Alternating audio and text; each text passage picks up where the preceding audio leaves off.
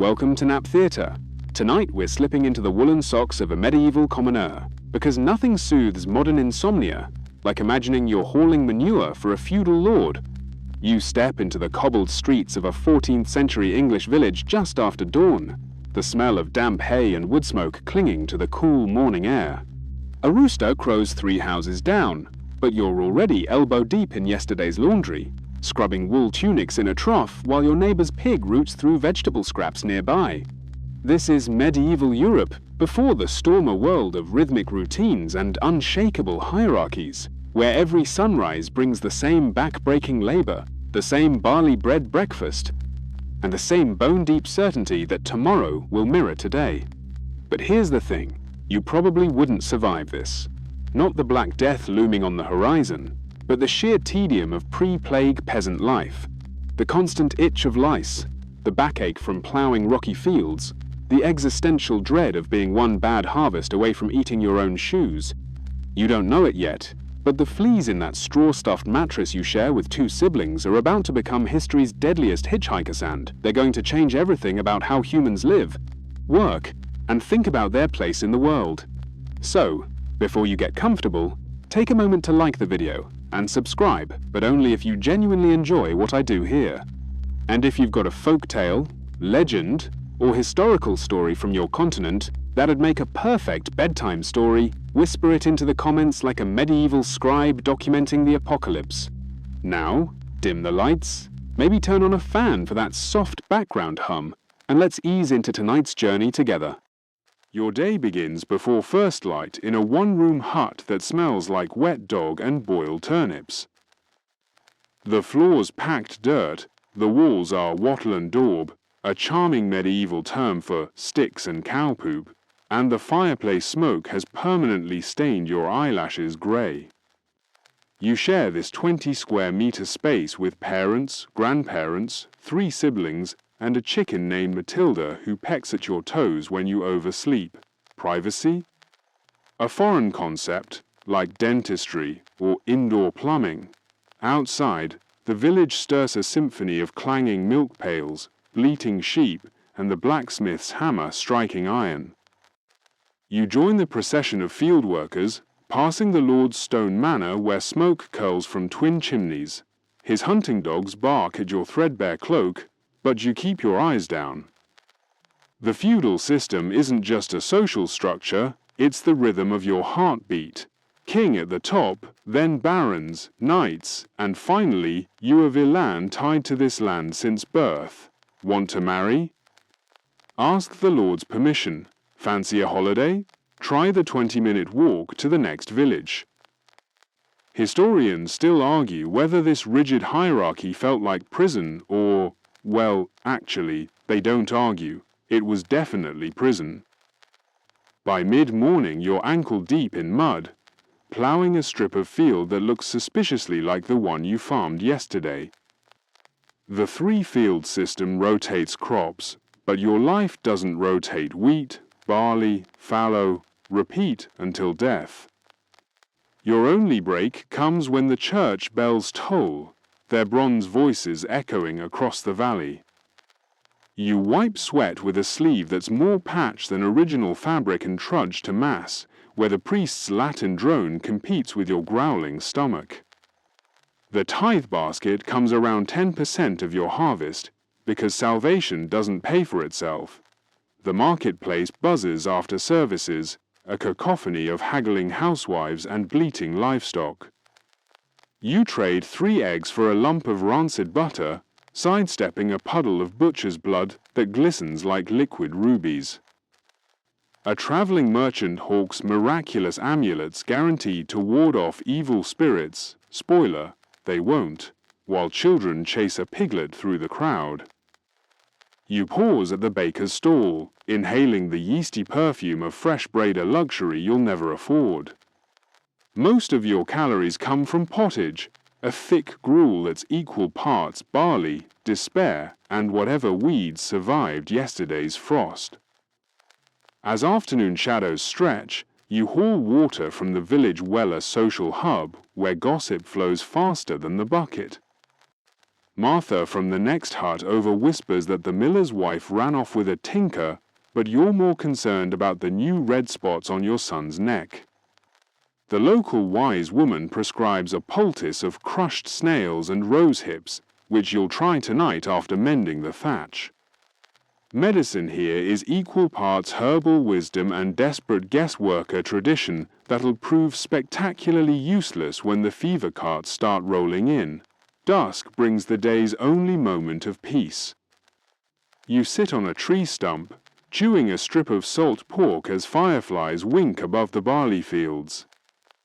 Somewhere beyond the forest, trade routes snake across continent silk from China, spices from India, ideas that'll one day spark renaissance. But here in your village, the world feels no bigger than the Lord's boundaries. The stars emerge, icy and indifferent, as you crawl onto a straw mattress that crackles like autumn leaves. Tomorrow will be the same. Tomorrow will always be the same, unless, of course, it isn't. The first scream cuts through the harbour fog like a rusty bladier dockworker staggering back from the Genoese galley, clutching his neck where a flea bite blooms crimson. You smell the ship before you see it, rotting timbers, rancid bilge water, and beneath it all, the sweet metallic tang of death. 12 vessels bob in Messina's harbour this October morning, their sails patched with stains that might be wine or blood. Local fishermen cross themselves as they row past, their oars slicing through water thick with floating hair. It clings to their boats like drowned spiderwebs. "Bad air," mutters the portmaster, pressing a vinegar-soaked rag to his face as he inspects the cargo. You watch him poke a crate of Armenian silk with a stick, sending a rat skittering into the shadows. Its fleas leap onto his leather boots, specks of doom hitching a ride inland. By noon, 3 crewmen slump against the mast, buboes swelling beneath their armpits like overripe figs. The ship's cat normally a ruthless Rattalese stiff-legged in the scuppers, its fur matted with dried vomit. Welcome to the greatest public health failure in medieval history. You're standing in the exact spot where Europe's "it's just a flu, bro" energy met its microbial reckoning. As the Sicilian sun bakes the harbour into a petri dish, physicians arrive wearing beaked masks stuffed with rose petals Renaissance core PPE that'll do nothing against Yersinia pestis. They bleed a screaming sailor with leeches, then prescribe a paste of crushed emeralds and weasel gall. One particularly enterprising doctor sells amulets made from dried toad tongues, guaranteed to ward off miasmas. "Only 6 florins," he shouts, stepping over a corpse. The truth? This plague's been hitchhiking across continents for years. You could trace its path through the empty villages of the Silk Road, past the gnawed bones of Mongol ponies, all the way back to a siege at Kaffa, where desperate warriors lobbed infected corpses over city walls. Or maybe that's just as spicy legend historians still argue whether those catapulted cadavers mattered, or if the real culprits were stowaway rats in grain sacks. Either way, the Genoese didn't stick around to find out. They sailed west with death in their holds and fleas in their beards, turning the Mediterranean into a broth of pestilence. By week's end, Messina's streets hum with a sound you've never heard, the collective moan of 1,000 feverish throats. You sidestep a puddle of blackened sputum outside the baker's shop, where yesterday's bread still sits untouched. Even the flies avoid it. A nun rushes past with an armful of wilted sage, her wimple askew. "Repent!" she shrieks at a group of men gambling with knucklebones. One laughs, until a coughing fit doubles him over. His friends scatter like startled pigeons. The rich flee to their country villas, stuffing carriages with salt pork and sacramental wine. The poor dig pits in cabbage patches, burying kin wrapped in moth-eaten shrouds. You find a child weeping beside her mother's body, trying to fit a wooden cross into rigor mortis fingers. She needs it for the angels, the girl insists. You give her your own necklacier, St. Christopher medal that's probably useless against hell's newest recruiter. Nightfall brings a macabre parody of normalcy. Taverns overflow with drunks singing off-key hymns, while street vendors hawk plague-proof onions on sticks. You buy one for a penny, biting into its acrid flesh as a procession of flagellants staggers past. Their bare backs glisten in the torchlight, each lash wound a scarlet mouth screaming mea culpa. We've angered God with our silk and spices, their leader roars, flinging a handful of pepper into the crowd. A merchant's wife sneezes, then faints into a pile of rotting melons. In the cathedral, a young priest argues with his bishop. We should let people confess outdoors, he pleads, gesturing at the packed pews. This air reeks of sin and infection. The older man slaps him. Heresy! The Lord's house is safest. 2 days later, both men die mid-mass, their throats clogged with blood-flecked foam. Their congregation disperses like startled deer, clutching rosaries and last rites that smell faintly of fish oil and terror. You retreat to your family's cottage as rumors multiply like plague rats. A barber surgeon swears the disease comes from corrupted air rising off stagnant water miasmas, he calls them, waving a pomander stuffed with cloves. His competitor, a university-trained physician, blames the recent alignment of Saturn, Jupiter, and Mars in Aquarius, claiming the planets stirred up mankind's hot and moist humors. Meanwhile, your neighbor's wife insists it's divine punishment for Europe's growing taste for Eastern luxuries. God's angry about all that silk and pepper. She shrieks, hurling her husband's imported Byzantine belt into their cooking fire. The truth is simpler and more terrifying. Yersinia pestis has hitched a ride on the fleas of black rats, turning Messina into ground zero for Europe's demographic apocalypse. But you don't know about bacteria that revelation won't arrive for another 500 years.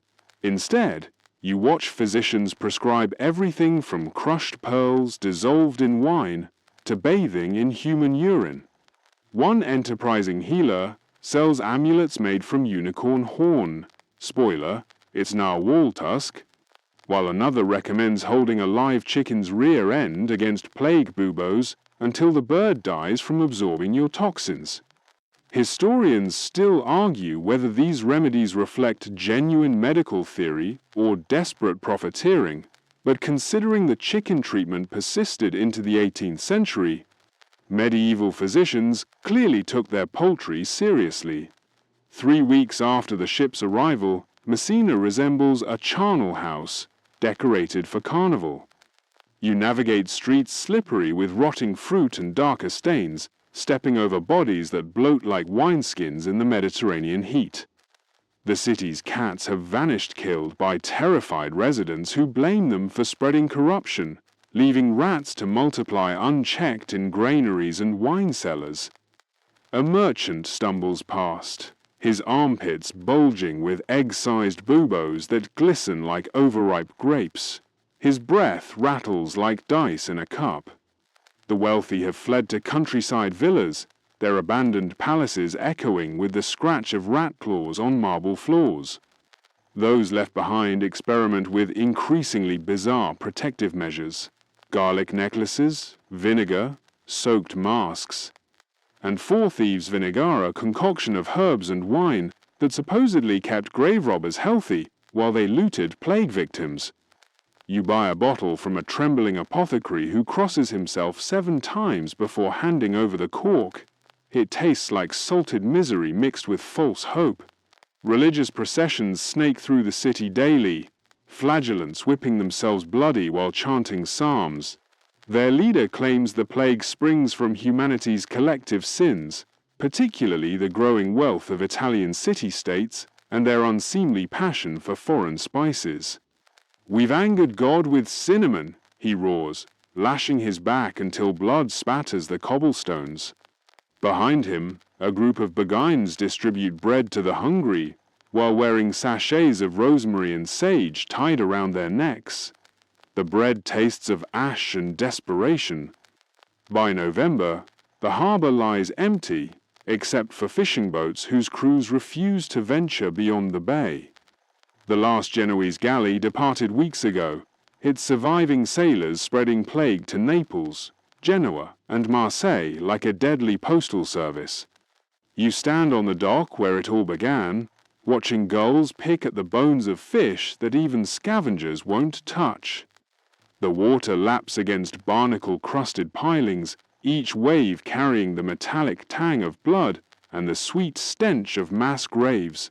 A young friar approaches, his brown robes stained with vomit and holy oil. He's one of the few clergy still performing last rites, though he stuffs his nostrils with herbs and breathes through a vinegar-soaked cloth. "The end times," he whispers, gesturing at the empty harbour.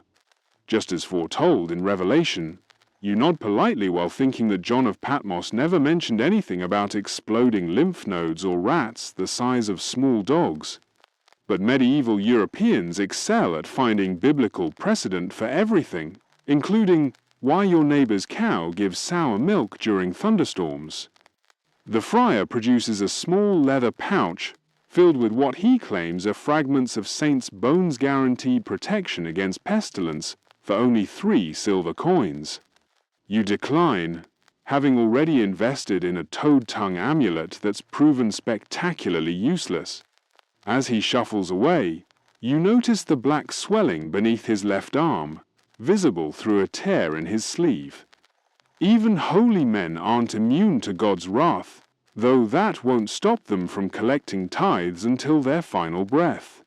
The sun sets behind Sicily's mountains, painting the sky the color of dried blood. From somewhere in the city comes the sound of hammering carpenters, working by torchlight to build coffins faster than plague can fill them. You pull your cloak tight and head home through streets that smell like a combination of incense, vinegar, and underlying rot. Tomorrow the ships will carry this nightmare to new ports, spreading panic across a continent that still believes disease travels on night air and moral corruption. But tonight, in this moment between breaths, you're simply another frightened soul watching civilization crack like an eggshell. The rats are already boarding the next vessel out. You wake to the sound of your neighbor scrubbing her doorframe with vinegar and salt, muttering prayers between each frantic stroke. The acrid smell burns your nostrils as you step outside, but it's preferable to what wafts from the house 3 doors down where the baker's family hasn't emerged in 4 days. Your own morning routine has transformed into a ritual of paranoid cleanliness that would make a monastery jealous. You splash your face with water boiled with rosemary, then rub your hands with a paste of crushed garlic and wine until your skin stings like a fresh burn. The village well, once a social gathering spot where gossip flowed as freely as water, now resembles a military checkpoint. You approach with a vinegar-soaked cloth pressed to your nose, joining a queue of similarly masked neighbors who eye each other with the suspicion usually reserved for tax collectors. The rope bucket emerges dripping, and you notice someone's added herbs to the water-floating sprigs of thyme and sage that bob like tiny funeral wreaths. Purifies the humours, explains the blacksmith's wife, though she backs away 3 paces before speaking. Her own bucket gleams with fresh scrubbing, polished until it reflects the grey morning sky. Inside your cottage, the transformation is even more dramatic. Gone are the rushes that once carpeted your dirt floor. Those sweet-smelling reeds now seem like plague magnets, harbouring God knows what corruptions. Instead, you sweep the packed earth daily with a broom dipped in holy water, then sprinkle it with salt blessed by the parish priest. Your straw mattress, shared with 3 siblings just months ago, has been banished to the yard where it smoulders in a pile of suspicious bedding. Sleep now comes on wooden planks softened only by a thin woolen blanket that you wash weekly in boiling water infused with wormwood. The family's clothing routine has become an elaborate dance of purification. Each garment must be aired in sunlight for 3 days, then beaten with sticks to drive out any lurking miasmas. Your woolen tunic, once worn for weeks without washing, now gets scrubbed every few days with lye soap that leaves your skin raw, but presumably plague-free. Historians still argue whether these cleaning frenzies actually reduced infection rates, but considering that medieval Europeans previously bathed about as often as they met unicorns, any increase in hygiene probably helped even if the reasoning was completely wrong. The most dramatic change involves your relationship with water itself. For centuries, your ancestors viewed bathing with deep suspicion. Hot water opened the pores, they believed, allowing disease to penetrate the body like arrows through a torn shield. Public bathhouses were dens of sin where naked bodies mingled in steaming pools of moral corruption. But plague panic has shattered these taboos like a mace through stained glass. You now heat water over the fire twice weekly, adding herbs that supposedly repel pestilence, lavender for its sweet scent, rosemary for protection, and mint to mask the smell of fear sweat that clings to everyone like a second skin. Your hands bear the brunt of this new obsession. Where, once you'd wipe them on your tunic after handling coins or touching doorframes, you now scrub them with sand and vinegar until the knuckles crack and bleed. The village wise woman sells a paste made from crushed almonds and rosewater that promises to heal the damage while maintaining spiritual purity. But at 2 silver pennies per pot, it's a luxury reserved for those wealthy enough to afford paranoia. You make do with goose fat mixed with dried herbs, spreading the greasy mixture over wounds that sting like tiny mouths crying for mercy. Clothing itself has evolved into armor against invisible enemies.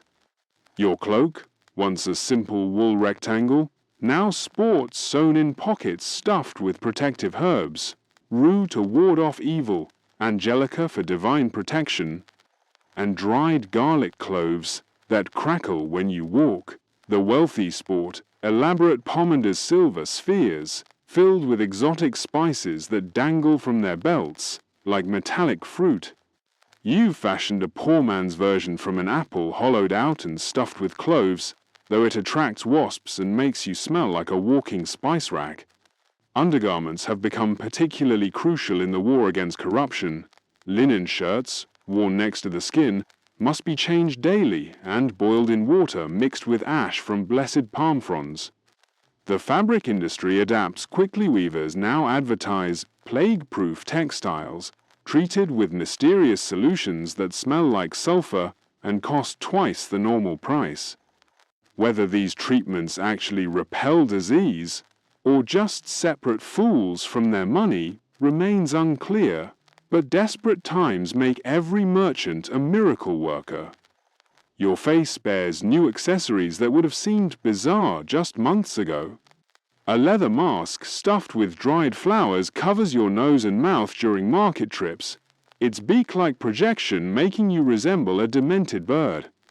The eye holes are lined with copper wire metal supposedly repels corrupted air, though it leaves green stains on your cheeks that mark you as either very cautious or mildly poisoned.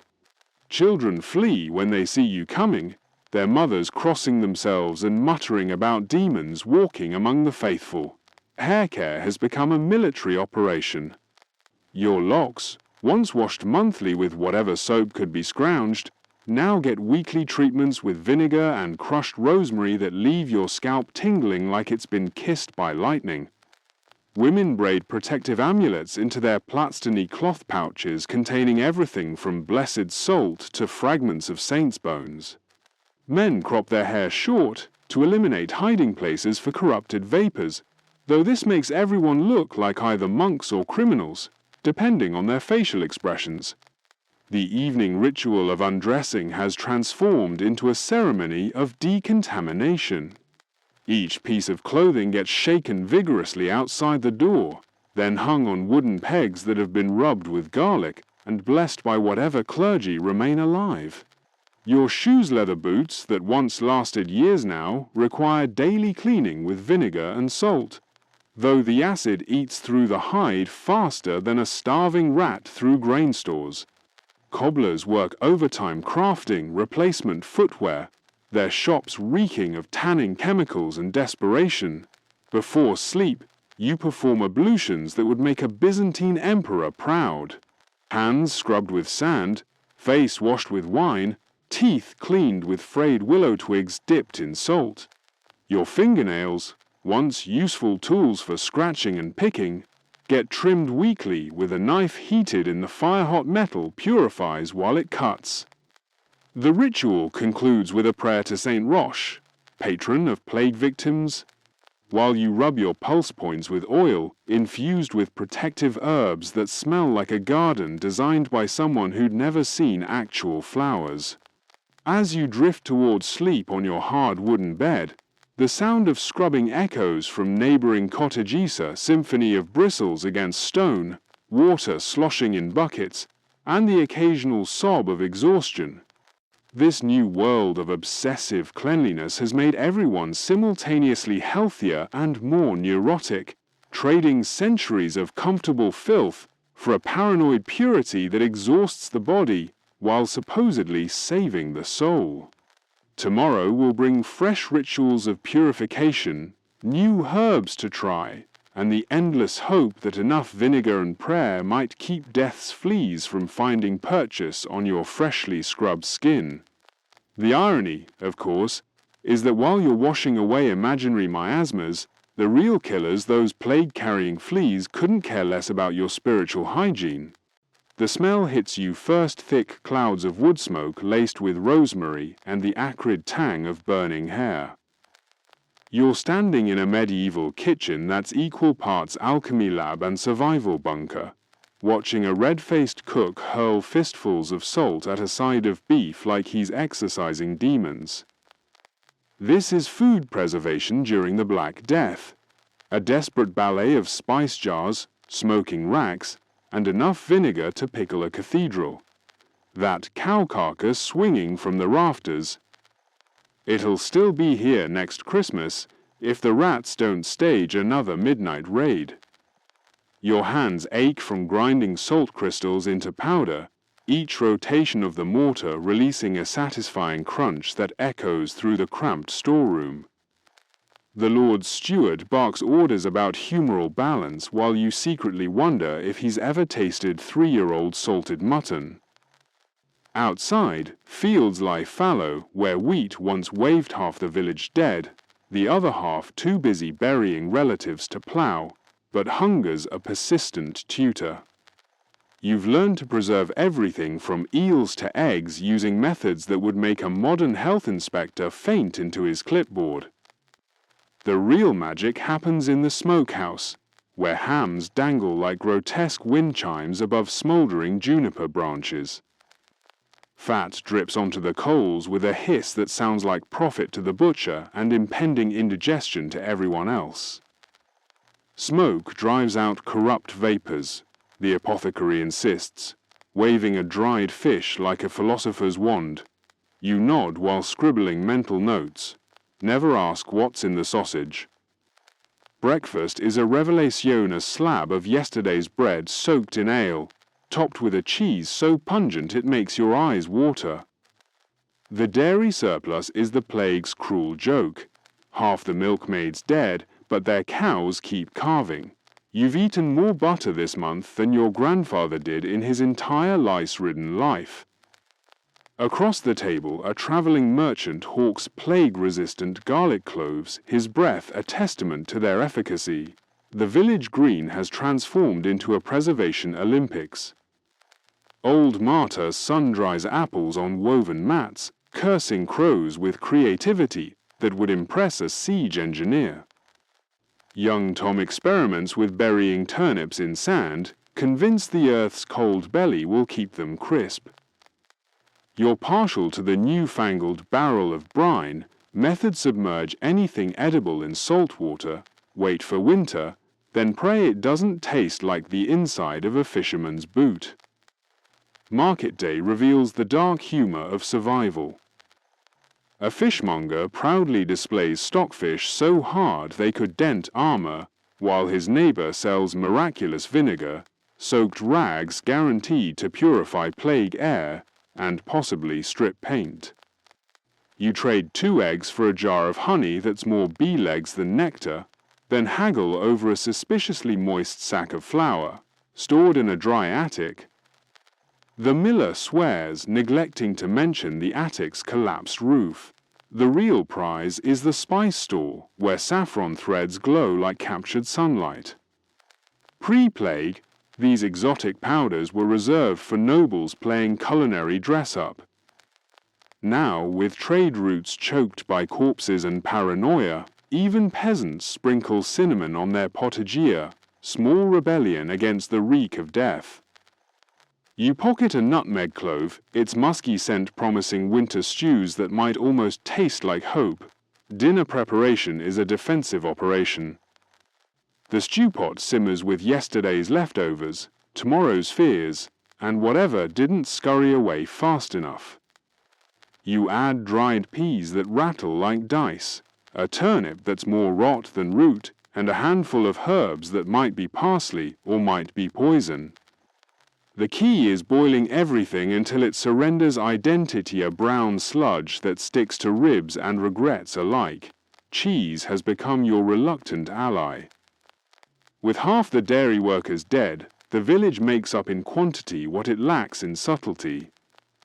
You've developed varieties that could double as weaponry, a blue-veined monstrosity that glows in the dark, a hard yellow wheel that requires axe work to portion.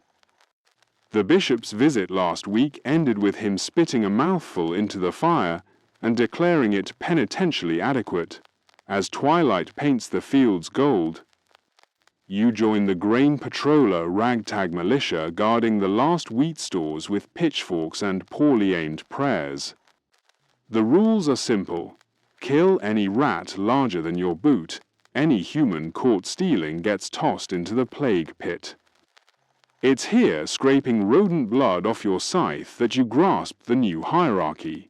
Grain is king, salt its jealous queen, and vinegar the court jester who might just save your life. The church bell tolls compline, its bronze voice echoing over silent pastures. Somewhere beyond the forest, a new world is being born on, where peasants eat meat daily and spices lose their sacred status. But tonight, you're simply a survivor with smoke in your hair and salt under your nails, dreaming of a future where fresh doesn't mean only slightly moldy.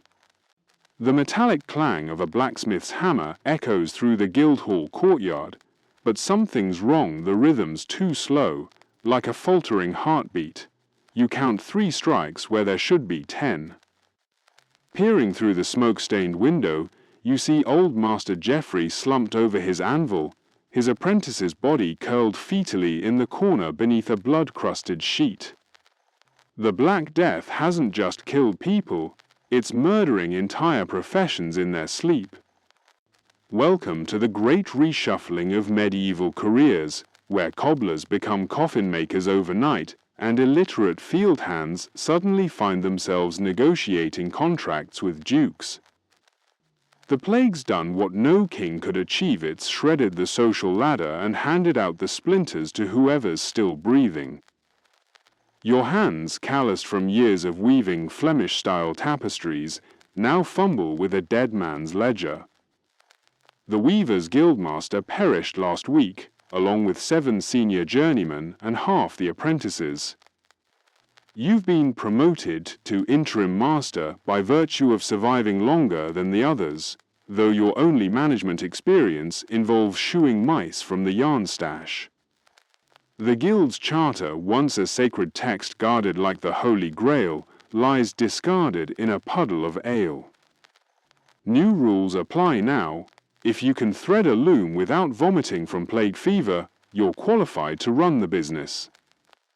Across town, the once mighty merchant guild meets in a barn because their hall's being used as a mass grave.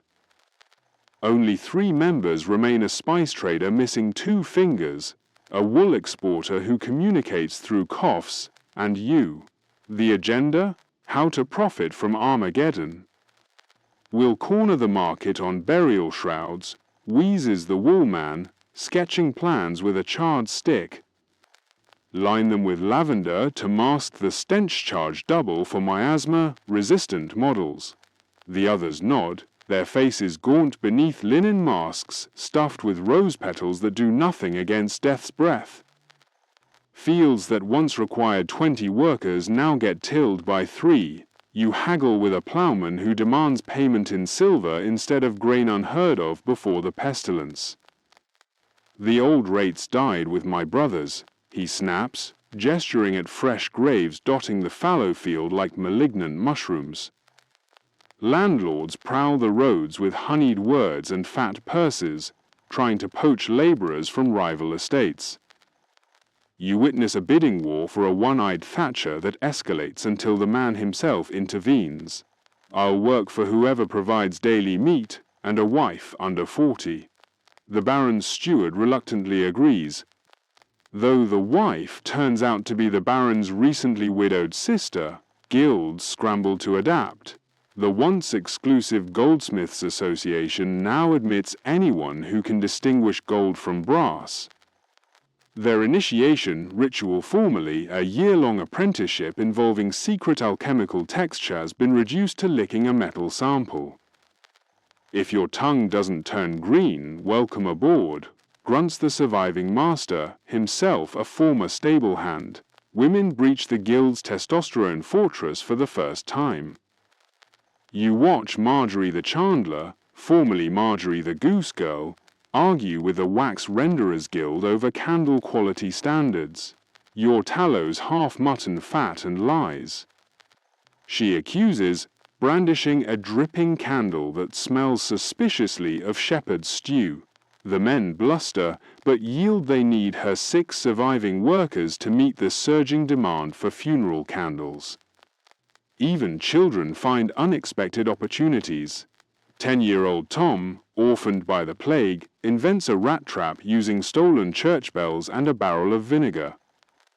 Soon he's franchising his design to neighboring villages, accepting payment in cheese and promises of future brides. The Trappers Guild tries to shut him down until Tom points out their membership consists entirely of grave soil. The Crown fights this chaos with parchment and spite. King Edward III's Statute of Labourers decrees wages must remain at pre-plague levels, a law as enforceable as banning rain. You attend a surreal town meeting where the sheriff reads the statute aloud, while labourers literally laugh until they cry. Tell His Majesty to come milk my cows himself, shouts a dairymaid, hurling a mouldy cheese rind at the proclamation. Underground markets flourish. At midnight, you meet a black market employment broker operating from a confessional booth. His ledger lists opportunities no guild would sanction. Need corpse, hauler willing to work nude, clothes burn after shift. Bonus for strong back and weak sense of smell. The clientele: desperate nobles and pragmatic clergy who run out of pious volunteers. Some guilds pivot brilliantly. The Embalmers Guild, formerly a sleepy group of perfume makers, now offers plague packages starting at 6 months' wages. Their premium tier includes a lead-lined coffin, 3 masses from a probably uninfected priest, and a posthumous lawsuit against the deceased's landlord. You decline the upsell on scented grave dirt, though the sales pitch lingers.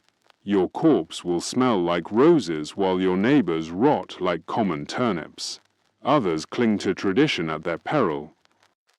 The prestigious Silversmiths Guild rejects a talented widow because she can't produce a masterpiece sen, ever mind that all the judges who'd assess it are dead. She opens a rival workshop across the street, undercutting their prices by using melted-down church candlesticks. Within months, the Guildhall becomes a candle-lit shrine to obsolescence.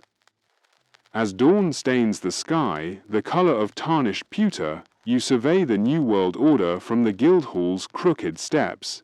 The Black Death hasn't just shuffled the deck, it's burned the rulebook and scattered the ashes. A former serf-turned-mason haggles with a bishop over cathedral repairs. A teenage girl teaches Latin to monks who outlived their teachers. The air thrums with possibility and panic, a discordant melody played on the bones of the dead. Tomorrow brings fresh negotiations, new guild charters scribbled on the backs of funeral notices. But tonight, you're simply a survivor with ink-stained fingers and a ledger full of ghosts, rewriting the rules of a game where half the players are already underground. The smell of fresh-cut timber mixes with the acrid tang of lime wash as you stand in what used to be your neighbor's pigsty. The stone trough now holds your best shirt and a bar of Castile soap smuggled from Marseille luxuries unimaginable when this space reeked of slops and swine.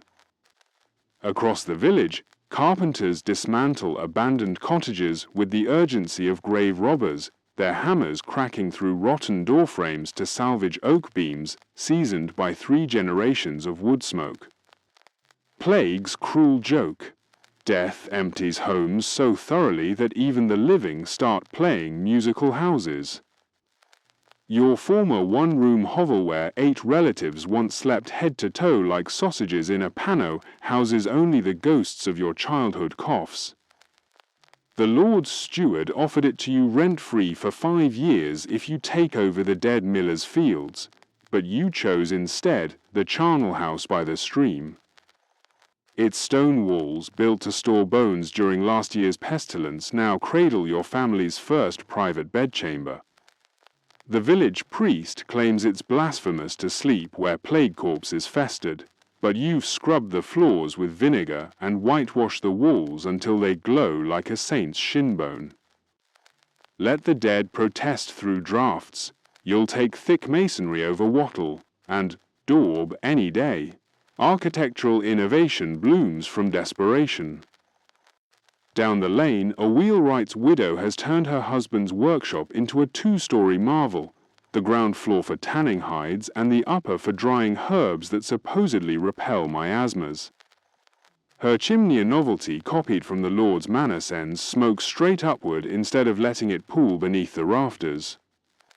Saw it in a dream, she mutters when neighbors ask, though everyone knows she bribed a traveling mason with a side of bacon. The design works so well that 3 other homes sprout identical chimneys by Michaelmas, their brick stacks rising like middle fingers to the old ways. Scholars still argue whether these post-plague housing upgrades reflect practical genius or collective trauma.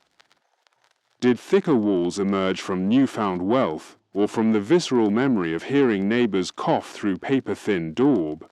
The answer likely lives in the mortar between the stone's sequel parts, ambition and terror. Furniture becomes a form of rebellion.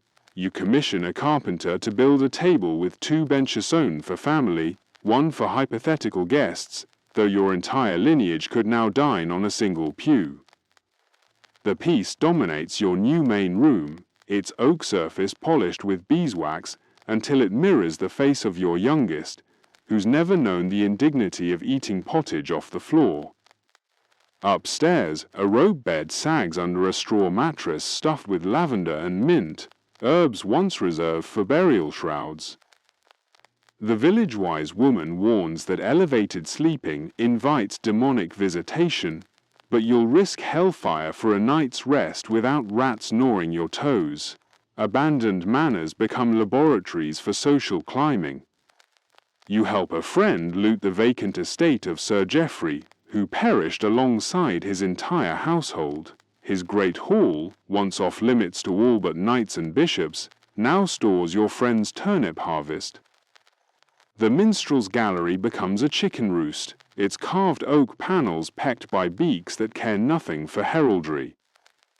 When the Lord's new steward arrives to reclaim the property, he finds the moat filled with rubble and the chapel converted to a brewery. Rather than punish the squatters, he offers them Lisa's desperation, makes pragmatists of even the noblest fools. Privacy becomes an obsession.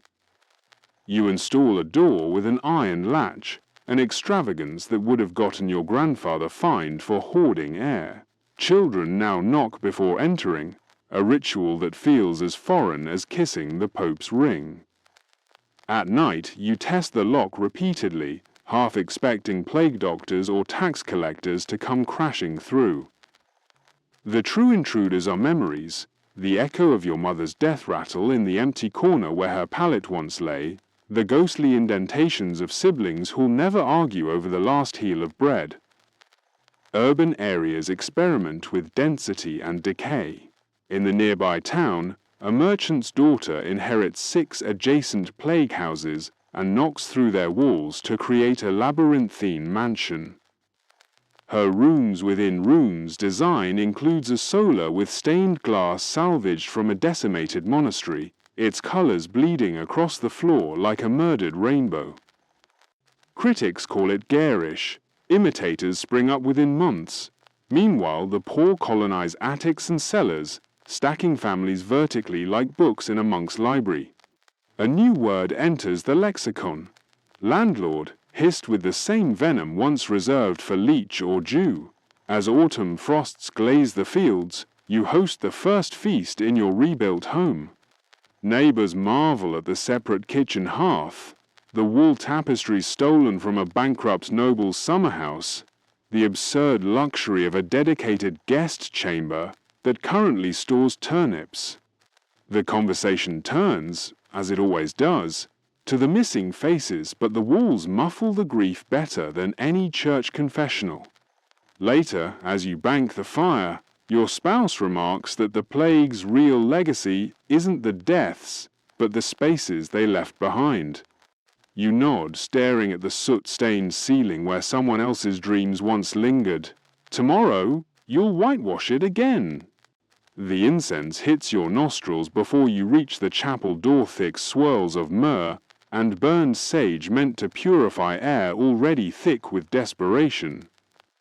Inside, 3 elderly women kneel before a statue of Saint Sebastian, their rosaries clicking like beetle shells against the stone floor.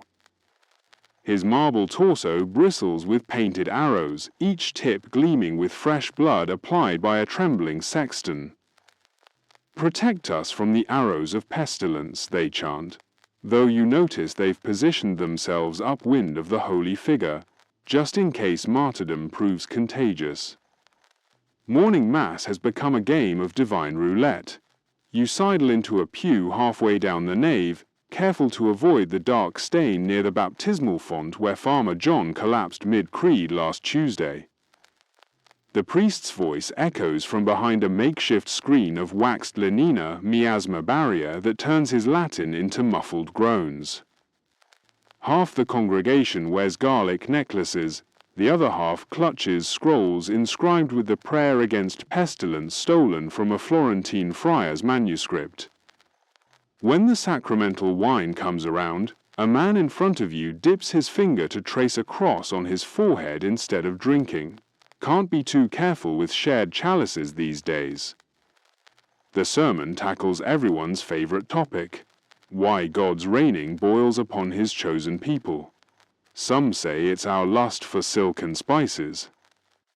The priest thunders, his eyes darting to the merchant's wife wearing enough Damascus satin to shroud a cathedral. Others blame the university's unholy fascination with pagan philosophers. A student in the back row snorts into his sleeve, earning dagger glances from the guild masters. Historians still argue whether these fire and brimstone tirades reflected genuine theological inquiry or just clergy panicking about their plummeting collection plate revenues. Outside, religious innovation blooms like mold on week-old bread. A procession of flagellants stumbles past, their bare backs crisscrossed with wounds that weep into the cobblestones. "Repent! The end is nigh," their leader bellows, flinging a handful of bloodied horsehair into the crowd. You recognize the butcher's apprentice under the gore last month. He was hawking suspect sausages. Now he's a self-appointed apostle of pain. The movement's growing faster than the plague itself. whole villages donning white robes, marching between towns, and flogging themselves raw in market squares. Rumor says some groups carry holy whips embedded with saintly bone fragments for extra penitential oomph. The church oscillates between endorsing these spectacles and condemning them. Yesterday, a bishop praised flagellants as true soldiers of Christ. Today, he's hiding in his country villa after they burned down a brothel turned pilgrim hostel. It's all very confusing. Your aunt swears by the new trend in home altars. Cheaper than indulgences, she mutters, arranging dried lavender around a stolen reliquary containing, is that a rat's tooth masquerading as St. Roch's molar? The black market for holy relics has exploded since the plague began. Traveling merchants hawk everything from Virgin Mary's tear vials, actually snail slime, to authentic unicorn horns, definitely narwhal tusks. You buy a splinter of the true cross for 2 eggs and a promise to name your next child after the peddler's mother. It joins your growing collection of dubious divine swag, a lock of St. Lucy's hair, horsetail, a vial of St. George's sweat, pond water, and a toenail clipping from the Apostle Peter, probably your cousin Bert's. Nightfall brings the most surreal ritual yet, the Bianchi processions. Thousands of townsfolk don ghostly white robes and shuffle through the streets for 9 nights straight, chanting Laud so off-key they scare owls from their nests. We're purifying the city's spiritual humors, declares the candlemaker's widow, though you suspect she's mainly here to eye the young dyer's apprentice. The bishop initially blessed these marches, then backtracked when participants started excommunicating cats as Satan's flea bags. Now he's holed up with a dozen plague-proof Bibles. Praying the fad dies before his authority does. In quiet moments, you notice the deeper shifts. The parish priest no longer charges extra for last rites, partly because he's desperate for customers, mostly because his predecessor died mid-surcharge. Women lead prayer circles in the churchyard, their voices rising where Latin once dominated. A traveling friar sells handwritten copies of the Book of Hours to illiterate farmers, promising the pictures alone can ward off disease. Even the Muslims down the road seem calmer, their imams preaching that plague victims become martyrs, a notion that makes Christian burial crews pause mid-grave digging. As the Compline bell tolls, you light a candle stolen from the cathedral. The flame gutters, casting shadows that look suspiciously like dancing rats. Somewhere between the incense and the heresy, between the blood-soaked flagellants and the unicorn horn scams, faith keeps mutating a virus outpacing even the plague. Tomorrow they might outlaw processions or canonize a new saint, but tonight you're just trying to remember if Saint Apollonia handles toothaches and buboes, or if you need to haggle for another relic. The air reeks of burnt sage and desperation as you enter the apothecary's shop, where dried toad carcasses dangle from the rafters like grotesque wind chimes. A clerk slams a mortar and pestle against a paste of crushed emeralds and rose hips, his face obscured by a leather mask that makes him resemble a demented stork, guaranteed to purify the humours. He croaks, though the greenish tint to his knuckles suggests he's been sampling his own wares. Welcome to medieval healthcare during the Black Death carnival of quackery, where hope wears a beaked mask and death charges by the leech. Your neighbor swears by the vicary method, a treatment involving strapping a live chicken's rear end to your buboes. The bird absorbs the corruption, she insists, clutching a clucking hen to her swollen armpit. You watch the chicken's eyes glaze over as if contemplating the cosmic injustice of its career change. By dawn, both patient and poultry lie stiff in the gutter, their partnership cut short by biology and poor life choices. Historians still argue whether this practice reflected genuine medical theory or just the medieval equivalent of a bad reality show. The wealthy opt for subtler absurdities. A baron's wife wears a pomander filled with powdered unicorn horn, actually narwhal tusk, shipped from Greenland at triple the price.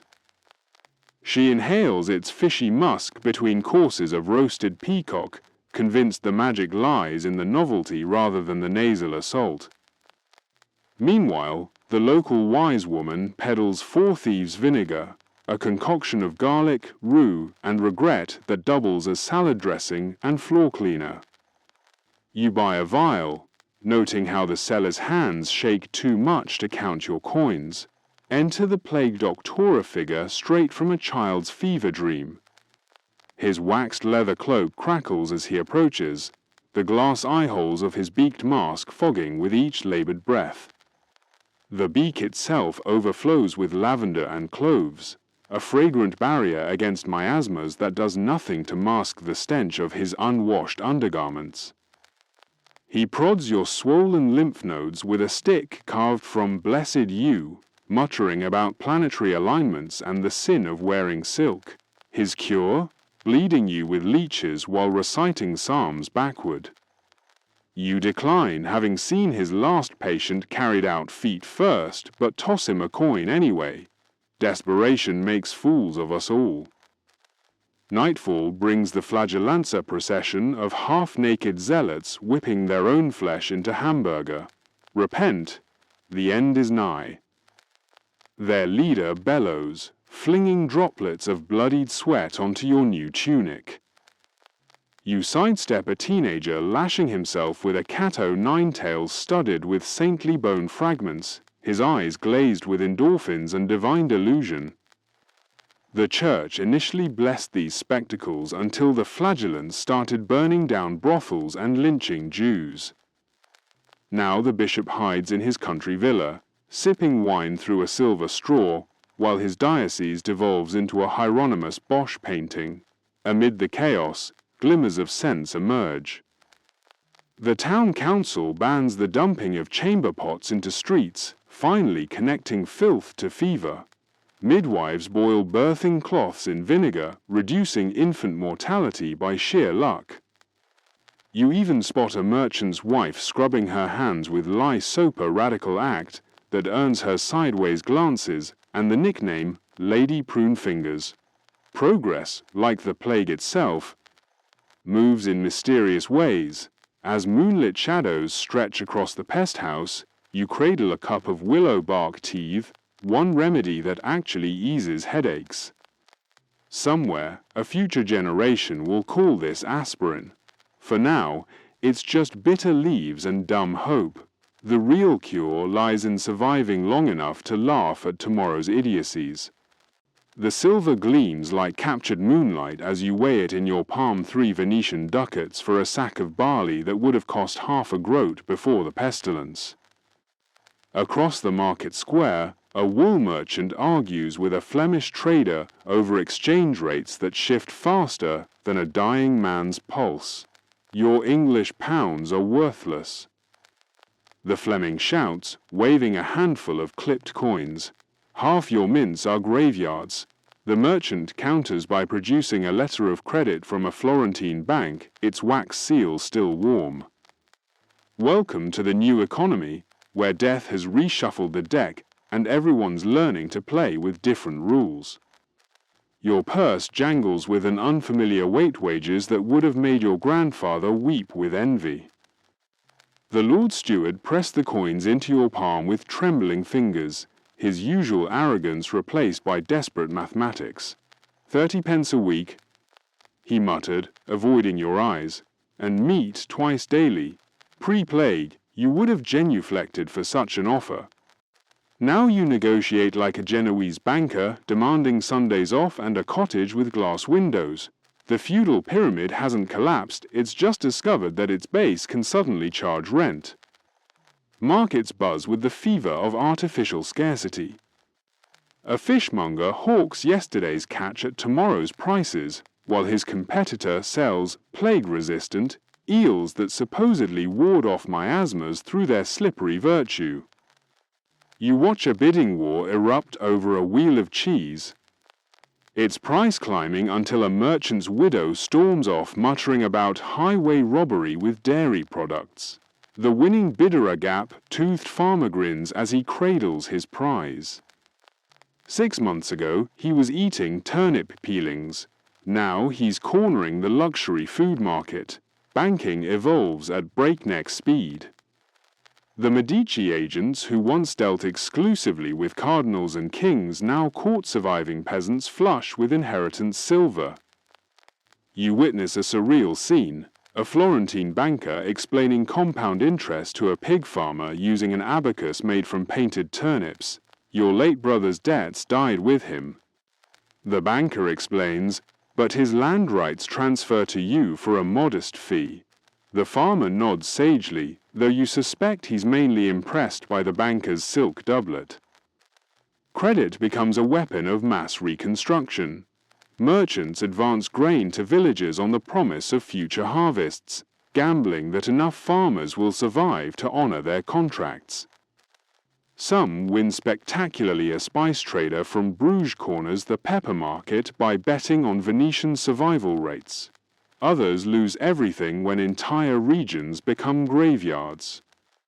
You hear whispers of a Genoese bank that collapsed after investing heavily in English wool futures, not accounting for the minor detail that most English sheep were now feeding crows instead of producing fleece. Currency itself mutates like a living thing. Gold maintains its luster, but silver becomes the working man's salvation, portable, divisible, and accepted from London to Constantinople. You trade a handful of silver pennies for a bolt of Flemish cloth, marveling at how the metal's weight feels like concentrated possibility. Copper coins, once scorned by all but beggars, now circulate freely as small change for the newly prosperous peasantry. Even the church adapts, accepting donations in whatever currency the faithful can scrape together. A village priest blesses a collection plate containing 3 gold florins, a handful of silver groats, 2 copper pennies, and what appears to be a button carved from walrus ivory. International trade networks convulse and rebuild. The Silk Road, choked with corpses and abandoned caravans, forces European merchants to seek new routes and partners.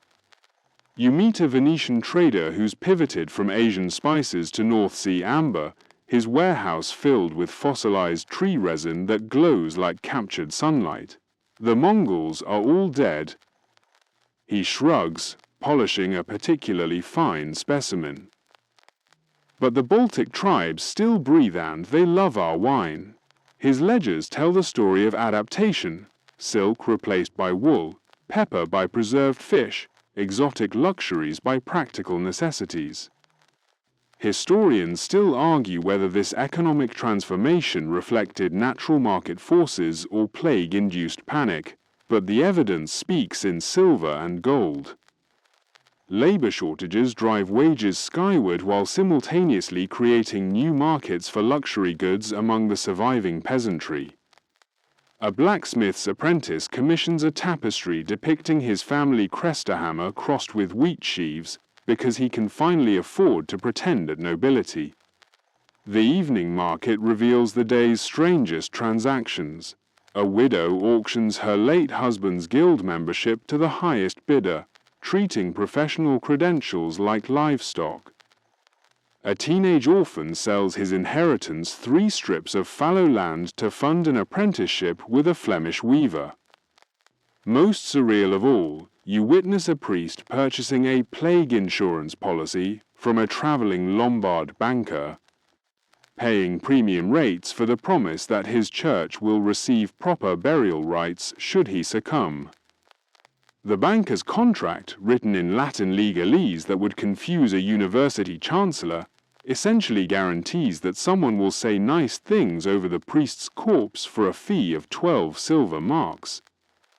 As the market bells toll vespers, you count your day's earnings by candlelight.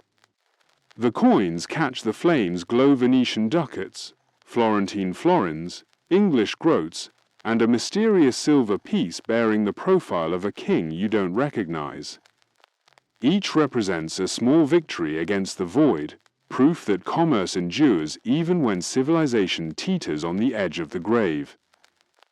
Tomorrow will bring fresh negotiations, new currencies, and the endless dance of supply and demand. But tonight, you're simply a survivor with silver in your purse and the dangerous knowledge that everything, absolutely everything, is negotiable when half the world lies dead. The silk rustles like autumn leaves as you run your fingers across fabric that once graced only royal shoulders. Now it lines your Sunday cloaker garment that would have gotten your grandfather burned as a heretic for presuming above his station. The dyer's apprentice who sold it to you shrugged when you mentioned the sumptuary laws. Who's left to enforce them? He asked, gesturing at the empty magistrate's bench. The sheriff died last Tuesday, and his replacement's too busy counting corpses to worry about your wardrobe. Welcome to fashion during the apocalypse, where death has democratized luxury and everyone's playing dress-up in dead nobles' closets. Your new boots click against cobblestones with the confidence of quality leather Spanish Cordovan that once adorned a merchant prince's feet. The cobbler who crafted them lies mouldering in the plague pit, but his widow sold them to you for half their worth rather than let them rot with their owner. They pinch slightly at the heel, a reminder that you're walking in a dead man's shoes quite literally. But the leather gleams like polished amber, and for the first time in your life, your feet stay dry when crossing puddles. Status, it seems, can be purchased by the yard if you're willing to shop in graveyards. The transformation extends beyond mere clothing. You commission a belt with silver fittings, its buckle engraved with your initials in script that mimics the Chancellor's seal. A traveling metalsmith creates it from melted-down church candlesticks, their sacred purpose transformed into personal vanity. God won't mind, he assures you, buffing the silver until it mirrors your face. He's got bigger problems than fashion accessories. The belt sits heavy around your waist, its weight a constant reminder that you've crossed an invisible line between peasant and pretender. Women's fashion undergoes even more dramatic upheaval. Your neighbor's daughter, formerly a goose girl, now sports a headdress that towers like a cathedral spire, its wire frame draped with silk veils that flutter in the slightest breeze. Saw it on a dead countess, she explains, adjusting the contraption with practiced ease. The effect is simultaneously magnificent and absurd, like watching a scarecrow attempt courtly manners. But she carries herself with newfound dignity, her chin raised at an angle that suggests she's forgotten her humble origins entirely. Sumptuary laws, those medieval dress codes that once segregated society by thread countly in tatters. A baker's wife parades through town wearing ermine trim, while a former serf sports a doublet with enough buttons to bankrupt a small monastery. The church thunders about unseemly displays, but even priests have upgraded their vestments, trading rough wool for silk chasubles looted from abandoned cathedrals. Historians still argue whether this sartorial revolution reflected genuine social mobility or just survivors playing elaborate costume drama, but the evidence hangs in every wardrobe. Color becomes the new currency of status. You invest in a scarlet cloak dyed with comestiny insects crushed into crimson powder worth more than their weight in silver. The hue blazes like liquid fire in sunlight, announcing your prosperity to anyone with functioning eyeballs. Pre-plague, such displays would have earned you a flogging for presumption.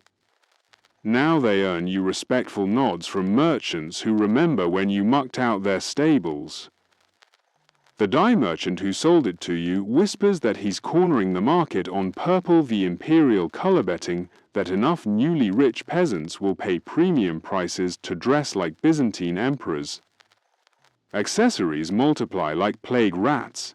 You acquire a purse made from Moroccan leather, its drawstrings tipped with brass bells that announce your approach with musical authority. A jeweler crafts you a ring set with what he claims is a sapphire, but looks suspiciously like blue glass.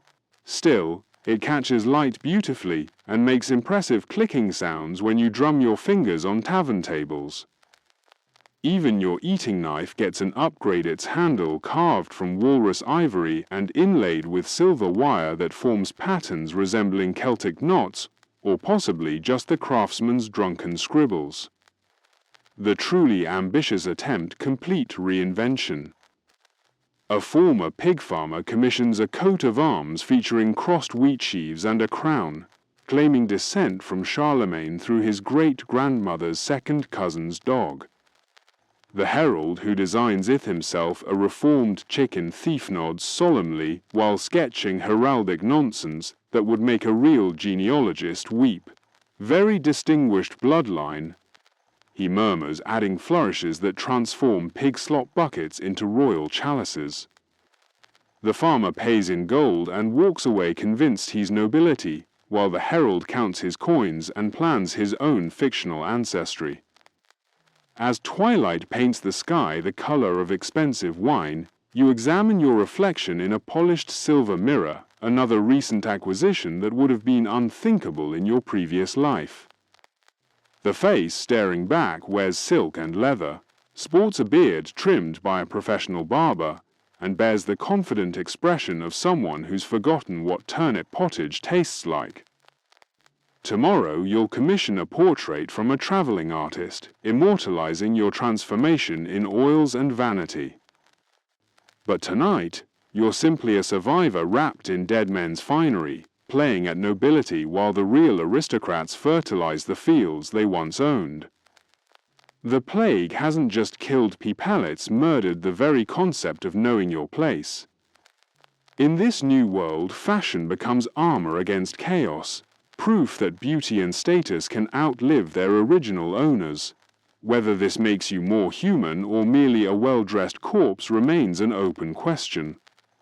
The lute strings snap like heartstrings as you pluck a melody that would have gotten you hanged for witchcraft just months ago. But the tavern crowd a motley collection of survivors wearing dead nobles' silk cheers and tosses coins that jingle like tiny bells. Play the one about the dancing skeletons, shouts a former serf now sporting a bishop's ring. You oblige, your fingers dancing across the fretboard while your voice weaves tales of death leading a merry jig through empty castles. Welcome to entertainment during the apocalypse, where gallows humor has become the only humor left, and every song is a funeral dirge dressed up for carnival. The village green hosts a macabre festival that would have horrified your ancestors. Jugglers toss skulls instead of balls, their bone-white props gleaming in the torchlight like grinning moons. A puppet show features death as the hero, rescuing fair maidens from the tedium of feudal life by offering them eternal rest. Children shriek with delight as the Grim Reaper puppet dances a jig, his scythe glinting with theatrical menace. Even the church has given up protesting these spectacle chaff, the clergy are dead, and the survivors are too busy blessing mass graves to worry about puppet theology. Your neighbor's daughter, the one who used to tend geese now, performs as a traveling minstrel, her voice carrying ballads about plague doctors and flagellant processions. The Ballad of the Chicken Cure has become her signature piece, a rollicking tune about a woman who strapped poultry to her buboes and died alongside her feathered physicians. The audience roars with laughter at each verse, finding hilarity in horrors that would have reduced them to tears just seasons ago. Historians still argue whether this represents healthy psychological adaptation or collective madness, but the applause suggests nobody much cares about the distinction. Gambling reaches new heights of morbid creativity. You join a dice game where players bet on survival rates. Will the baker's wife last until Christmas? How many of the Lord's hunting dogs will see spring? The stakes are paid in everything from silver coins to stolen church candlesticks, while the odds shift based on cough frequency and bubo size. A traveling merchant introduces a card game called Plague Pope, where players collect sets of dead clergy and compete to assemble complete cathedral hierarchies. The winner gets to wear a paper tiara and absolve everyone's sins, though the theological validity remains questionable. Even children's games adapt to the new reality. You watch youngsters play Plague Doctor, chasing each other with wooden beaks and pretend pomanders filled with crushed mint. Their laughter echoes off empty houses as they reenact the rituals of death with the casual brutality of youth. Ring Around the Rosie takes on sinister new meaning when half the players have actually seen the ashes, ashes all fall down part in real life. Yet they giggle and tumble with the resilience that makes childhood a form of magic even death can't quite extinguish. Feast days become exercises in defiant joy. The Feast of Fools, traditionally a brief carnival of role reversal, now stretches for weeks as survivors celebrate their unlikely persistence. Peasants crown themselves kings of imaginary realms, while former nobles serve ale in taverns they once would have burned for presumption. You witness a mock coronation where a pig farmer becomes emperor of the living, his crown fashioned from twisted iron and his scepter a repurposed shepherd's crook. The ceremony concludes with everyone toasting their own mortality while dancing to music played on instruments looted from abandoned monasteries. Storytelling evolves into group therapy disguised as entertainment. Around evening fires, survivors share increasingly elaborate tales that transform their trauma into adventure. The miller's widow spins yarns about heroic rats who saved villages by eating all the grain before humans could be poisoned by cursed harvests. A former monk tells stories of saints who deliberately contracted plague to test God's sense of humor. These narratives grow more fantastical with each telling, until reality and fiction blur like smoke in a windstorm. Whether this represents healing or delusion depends on your perspective, but the listener's rapt attention suggests it serves some essential purpose. Music becomes medicine for souls that conventional remedies can't touch. You learn to play instruments abandoned by their dead owners, a psaltery from a dissolved convent, a rebec from a plague-struck court. The melodies you create blend sacred and profane, mixing Gregorian chants with drinking songs until the distinction becomes meaningless. A traveling troubadour teaches you harmonies that supposedly ward off evil spirits, though they sound suspiciously like the folk tunes your grandmother hummed while churning butter. Still, when voices join together in the darkness, something magical happens, not supernatural, just the ancient alchemy of humans refusing to surrender to silence. As the moon climbs toward its zenith, you pack away your loot and count the evening's earnings. The coins tell their own story: copper pennies from laborers, silver groats from merchants, and a gold florin from someone who clearly remembers when entertainment was a luxury rather than a necessity. Tomorrow will bring fresh audiences hungry for distraction, new songs about old sorrows, and the endless human need to transform suffering into art. But tonight, you're simply a survivor with music in your fingers and the dangerous knowledge that laughter can be louder than screaming if you're brave enough to try. The plague hasn't just killed people, it's murdered the old rules about who gets to sing, dance, and dream. In this new world, entertainment becomes rebellion against the void, proof that joy can grow in graveyards if you water it with enough tears and wine. The mud squelches beneath your horse's hooves as you approach the bridge that once marked the boundary between kingdoms. Now it marks the boundary between the living and the recently deceased checkpoint manned by survivors wearing vinegar-soaked masks and carrying papers that smell of smoke and desperation. State your business.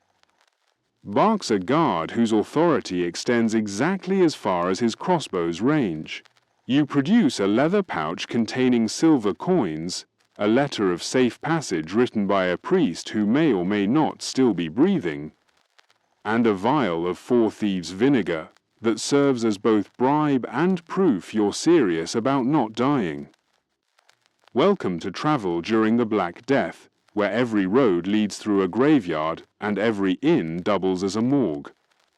Your horsey, sturdy mare purchased from a dead knight's estate picks her way carefully around the obstacles that litter the king's highway. What were once potholes are now plague pits, hastily covered with dirt and marked by crooked wooden crosses that lean like drunken sentries. The road itself tells the story of civilization's retreat, abandoned carts with their wheels sunk into mud, scattered bones that might be human or might be livestock you've stopped checking, and the occasional mummified corpse still clutching reins attached to nothing but memory. Your mare snorts nervously at each obstacle, her equine wisdom recognizing death's scent even when her rider pretends optimism. The old network of royal messengers has collapsed into freelance chaos. You encounter a self-proclaimed herald of the living who charges outrageous fees to carry letters between surviving settlements. His saddlebags bulge with correspondence written on everything from parchment to tree bark, each message a desperate attempt to confirm that distant relatives still draw breath. 2 silver groats to London. He announces, 3 to Paris, and I won't even attempt Rome heard the Pope's been dead for months. Whether this is true or just marketing remains unclear, but his prices suggest he's betting on scarcity. Inns have transformed into fortified compounds where survival trumps hospitality. The prancing Pognonce, a cheerful way station known for its mutton stew, resembles a military barracks crossed with a leper colony. The innkeeper greets travelers with a crossbow and a theological examination. Recite the Lord's Prayer, prove you're not a demon.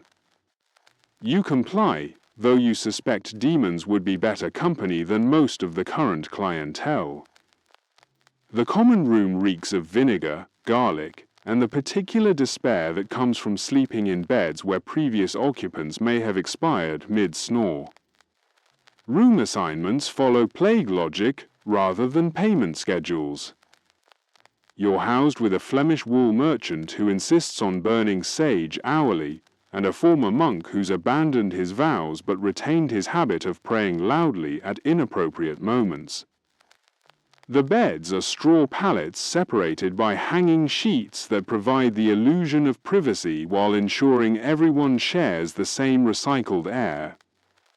Sleep comes fitfully, interrupted by coughing fits that might signal imminent death or just the effects of too much medicinal wine. Historians still argue whether these communal sleeping arrangements increased infection rates or simply made dying more sociable. Navigation has become an exercise in morbid geography. Traditional landmarks, the Miller's Oak, St. Bartholomew's Chapel, the hanging tree have been supplemented by plague markers that serve as waypoints for the living. Turn left at the mass grave. Continue past the burned monastery, stop when you smell the vinegar factory. Your map, hand, drawn by a survivor with artistic pretensions, features skull and crossbones symbols marking definitely avoid zones alongside cheerful flowers indicating probably safe, maybe. The accuracy of these designations remains questionable, but it beats wandering blindly into pestilence. Rivers present particular challenges. Bridges that once collected tolls now collect corpses, their stone arches clogged with debris that includes everything from abandoned carts to the occasional bloated horse. You pay a ferryman 3 times the usual rate to pole you across a stream that runs suspiciously dark, its waters carrying more than just silt downstream. The ferryman, gap-toothed survivor who claims immunity through divine providence and daily garlic consumption, regales you with tales of floating bodies that wave goodbye as they drift toward the sea. Whether this is metaphor or literal observation, you choose not to investigate. Communication networks have devolved into a game of deadly telephone. News travels through a chain of survivors, each adding their own embellishments until truth becomes indistinguishable from folklore. You hear that the King of France has died, possibly true, that London has been abandoned to the rats, probably false, and that a cure has been discovered involving ground unicorn horn and virgin's tears, definitely false, but the unicorn horn market remains bullish. A traveling merchant swears he's seen angels walking the roads of Tuscany, though his description sounds suspiciously like plague doctors in particularly elaborate costumes. The most reliable information comes from the dead themselves, or rather, from what they've left behind. Abandoned camps tell stories more honest than any herald's proclamation. You examine a merchant's wagon where the owner's ledger lies open to his final entry. Day 12 of fever. If anyone finds this, the silk is yours. Tell my wife in Bruges I tried to make it home. His cargo bolts of Chinese silk worth a king's ransom now serves as bedding for your horse. The irony isn't lost on you. Death has made luxury goods as common as grave dirt.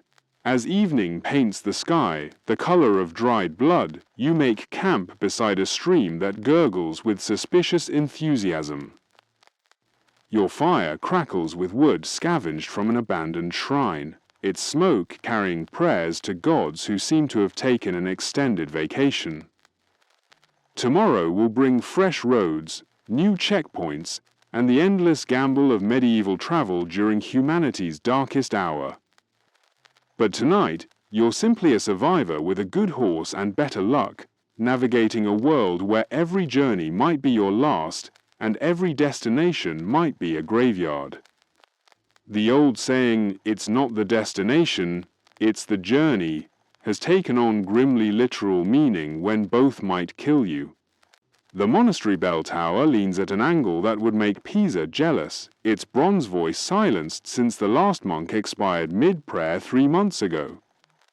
You step through the scriptorium's oak doors to find chaos masquerading as scholarship, half-finished manuscripts scattered like autumn leaves, their illuminated margins crawling with gold dragons that will never breathe fire again. A single surviving scribe, Brother Benedict, whose survival strategy involves drinking nothing but blessed wine hunches over a lectern, frantically copying Aristotle's physics onto sheepskin that smells suspiciously of the barnyard. Knowledge must survive, he mutters, his quill scratching against parchment like a dying man's fingernails on stone. Welcome to education during the apocalypse, where learning has become an act of defiance against the void. The village school, a generous term for the priest's cottage where children once learned their letters, now doubles as a plague ward and impromptu university. You find a remarkable scene, a blacksmith's daughter teaching Latin to a group of orphan noble children, her pronunciation atrocious but her enthusiasm infectious. Amo, amas, amat, she chants, while her pupils, former lords and ladies reduced to begging for bread, repeat the conjugations with the desperate focus of survivors clinging to civilization's wreckage. The irony isn't lost on anyone. The servant teaching the masters, knowledge flowing uphill for the first time in centuries. Books have become more precious than gold, literally. You witness a merchant trading a cart full of silver for a single copy of Aquinas's Summa Theologica, its leather binding cracked but its wisdom intact. The cellarer, former nun whose convent dissolved when the last sister died, weighs the transaction carefully. This contains the thoughts of angels, she explains, caressing the manuscript like a lover. Your silver merely contains the sweat of miners. The merchant nods, understanding that in a world where bodies rot, ideas achieve immortality. Historians still argue whether this represents the birth of intellectual capitalism or just desperate people making terrible financial decisions. Literacy spreads like a beneficial plague among the survivors. With traditional authority structures collapsed, reading becomes a survival skill rather than clerical privilege. You learn your letters from a former kitchen maid who discovered a cache of psalters in an abandoned abbey. Her teaching method involves tracing words in spilled wine while reciting prayers to Saint Catherine of Alexandria, patron saint of scholars and, more relevantly, people who refuse to shut up when threatened with death. Within weeks, you're reading simple texts, though your pronunciation makes Latin sound like a dying pig's final confession. The curriculum adapts to practical needs. Children learn arithmetic by calculating survival rations, geography by mapping safe routes between plague-free settlements, and theology by debating whether God has abandoned humanity or is simply testing their faith with cosmic-level trolling. A traveling scholar himself, a refugee from the University of Paris, teaches advanced courses in applied mortality studies and the economics of extinction. His lectures draw crowds of survivors hungry for explanations, though his theories about planetary alignments causing pestilence sound suspiciously like medieval astrology dressed up in academic robes. Libraries become fortresses of human memory. You help evacuate manuscripts from a burning monastery, forming human chains to pass books from hand to hand, while flames lick at centuries of accumulated wisdom. The priorities reveal themselves quickly: Bibles first, medical texts second, everything else if time permits. A copy of Ovid's Metamorphoses gets rescued by a pig farmer who can't read but recognizes pretty pictures when he sees them. Stories about people turning into animals, he explains, tucking the manuscript into his grain sack, seems relevant these days. The most precious texts get hidden like treasure.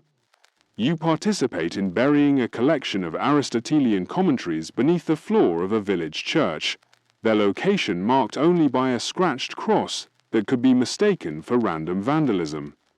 The priest who organizes this intellectual archaeology whispers the coordinates like state secrets: 3 paces east of the baptismal font, 2 cubits down. Whether future generations will rediscover these buried thoughts or simply find mysterious holes filled with moldy parchment remains an open question. New forms of knowledge emerge from necessity. A former stable boy invents a system for predicting plague outbreaks based on rat behavior, his observations recorded on birch bark with charcoal. His rodent mortality index proves surprisingly accurate, though his attempts to publish it through traditional channels fail when he realizes all the publishers are dead. Instead, he teaches his method orally, creating a network of amateur epidemiologists who track disease patterns with the dedication of monks copying scripture. Women enter the scholarly ranks for the first time, not through progressive policy but through demographic accident. With male scholars dying faster than they can be replaced, intellectual positions open to anyone capable of holding a quill without fainting. You meet a former alewife who's become the village's leading authority on herbal medicine, her knowledge gleaned from trial, error, and the occasional lucky guess. Her treatise on surviving until tomorrow gets copied by hand and distributed through underground networks of literate survivors. The University of Life replaces formal institutions. Street corners become lecture halls where survivors share hard-won wisdom about everything from preserving food to recognizing plague symptoms. A former court jester teaches advanced gallows humor, while a displaced merchant offers seminars in negotiating with death. The curriculum lacks academic rigor, but compensates with practical relevance. Every lesson tested against the ultimate examination of survival. As dawn breaks over the abandoned monastery, You help Brother Benedict pack his remaining manuscripts into saddlebags that will carry civilization's remnants to whatever sanctuary still exists. His hands shake as he wraps each book in oiled cloth, treating them like relics of a lost world. These contain the thoughts of giants, he whispers, securing the final volume. We are merely the dwarfs standing on their shoulders. Tomorrow he'll ride toward an uncertain destination, carrying humanity's intellectual inheritance in leather bags that smell of horse, sweat, and hope. But tonight, you've witnessed something remarkable. The moment when knowledge stopped being a privilege and became a responsibility, when learning transformed from luxury to lifeline in a world where ignorance could literally kill you. The parchment crackles like autumn leaves as you unfold the university charter, its Latin script swimming before eyes that have seen too much death to focus properly on academic formalities. The University of Paris, that great cathedral of learning where scholars once debated how many angels could dance on a pinhead, now operates from a converted stable where the smell of horse manure mingles with the incense of intellectual desperation. 3 surviving masters huddle around a brazier, their breath visible in the cold air as they argue whether Aristotle's physics applies to a world where natural law seems to have taken an extended vacation. Welcome to higher education during the Black Death, where tenure means still breathing, and graduation requirements include basic survival skills. Your former professor man, who once commanded lecture halls filled with hundreds of eager mind snow, teaches a class of 7 in the ruins of what used to be the Faculty of Theology. His voice echoes off cracked walls as he explains how the plague challenges fundamental assumptions about divine providence and natural order. If God is benevolent, he asks, gesturing at empty seats where his colleagues once sat, why does he permit such suffering? A student raises her hand yes. Her, because gender restrictions have become as obsolete as the Black Death's victims. Perhaps, she suggests, God is testing our capacity for reason in the face of chaos. The professor nods approvingly, though you notice his hands tremble as he writes her response on a slate that once recorded the wisdom of Thomas Aquinas. The curriculum has undergone radical revision. Gone are the leisurely debates about theological minutiae. In their place, urgent discussions about practical philosophy. How do you maintain moral behavior when social structures collapse? What constitutes justice when half the judges are dead? Can human reason function when confronted with seemingly random mass extinction? These aren't academic exercises, they're survival manuals disguised as scholarship. A former student of canon law now specializes in applied ethics for the apocalypse, while a displaced rhetoric professor teaches persuasive arguments for staying alive. Books have become refugees, fleeing from monastery to monastery as their guardians succumb to pestilence. You help transport a collection of Averro's commentaries from a dissolved abbey to a merchant's warehouse, the manuscripts wrapped in oiled cloth like precious relics. The merchanter, practical man who measures value in silver rather than syllables, nevertheless treats these texts with reverence. Knowledge is the only currency that appreciates during disasters, he explains, carefully arranging the volumes in a hidden chamber behind sacks of grain.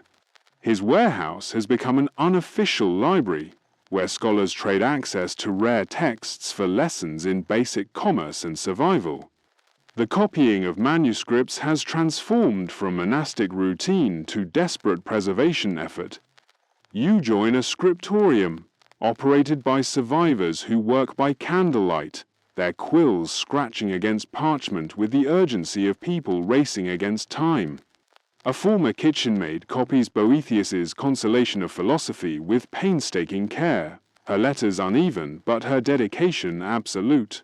I can't read it, she admits, but someone told me it's about finding hope in dark times.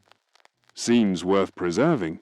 Historians still argue whether this democratization of knowledge preservation represents intellectual progress, or just literate people doing whatever jobs remain available. New forms of scholarship emerge from the ashes of traditional learning. A group of survivors develops what they call practical theology, a field that asks not whether God exists, but how to maintain faith when he seems to have abandoned his creation. Their debates take place in taverns rather than lecture halls, fueled by ale rather than academic rivalry. A former Dominican friar argues that the plague represents divine punishment for humanity's sins, while a displaced university student counters that it's simply natural phenomenon that requires rational response rather than theological explanation. Both positions find adherents among listeners who've seen enough death to question everything they once believed. The medical faculty, what's left of ethos, abandoned theoretical humoral theory in favor of desperate empiricism.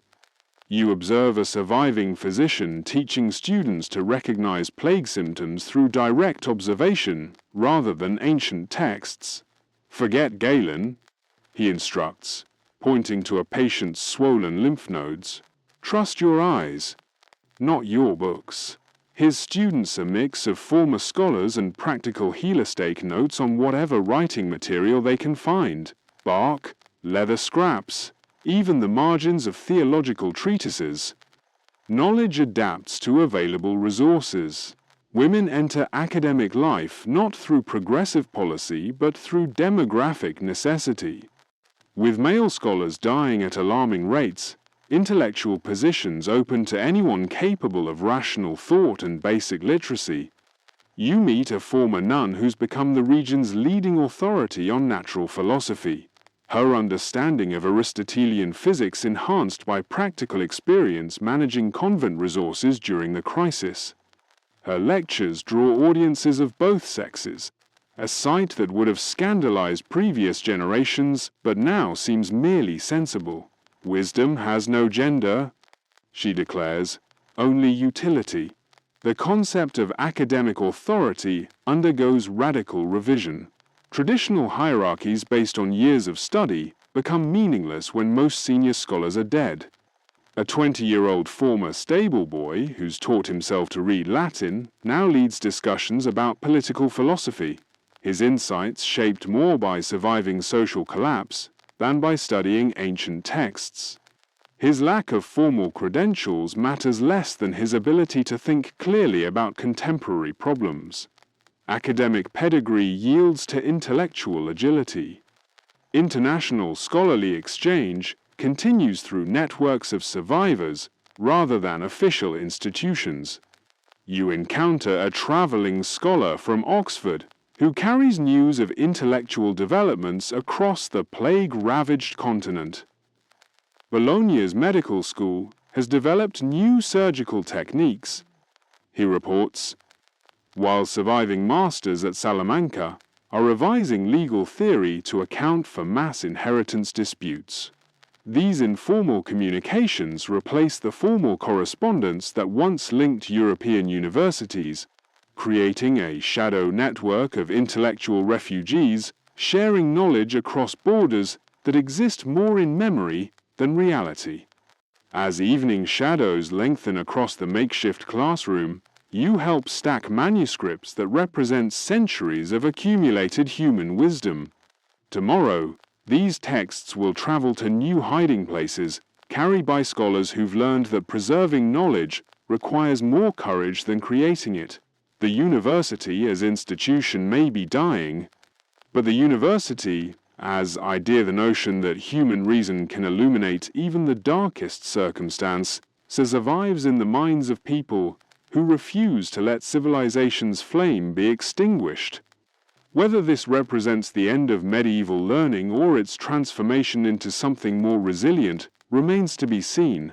But tonight, in a stable that smells of horses and hope, the conversation continues.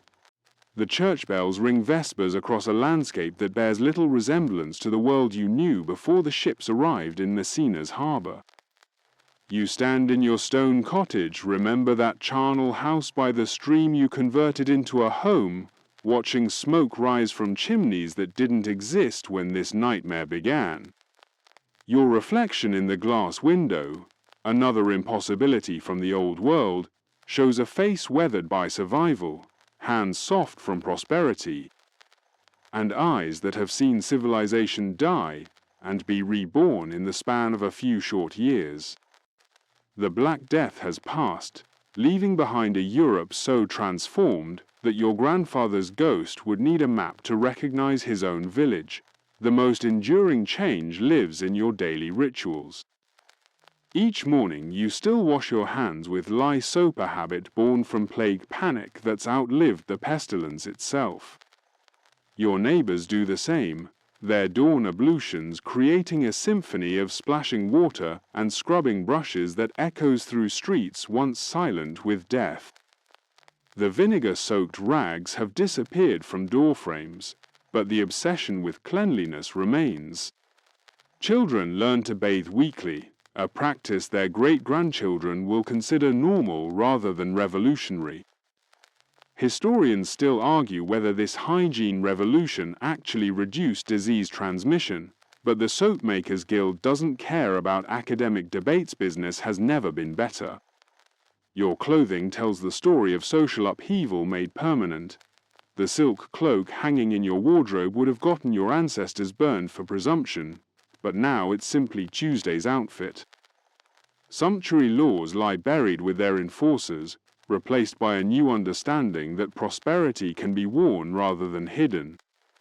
The tailor's shop bustles with former serfs commissioning doublets, while the cobbler crafts leather boots for customers who once went barefoot. Fashion has become democracy's uniform, proof that death's great leveling created opportunities that outlived the crisis. The economic transformation proves most durable of all. Your purse jangles with silver earned through wages that would have made your father weep with envy. Labor shortages forced a permanent recalibration of human worth. Peasants learned they could negotiate. Lords discovered they needed workers more than workers needed lords. The Statute of Laborers lies forgotten in some royal archive, its parchment testimony to the futility of legislating against demographic reality. You own land now, purchased with coins earned through skills that were worthless before half the population died.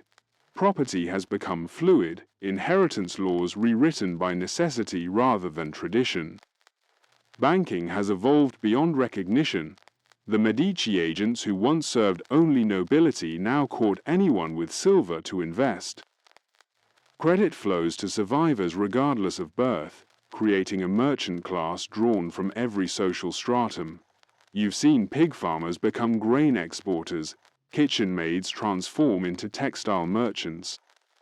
The old aristocracy, those who survived, find themselves negotiating with former serfs who control essential resources. Money, it turns out, cares nothing for bloodlines.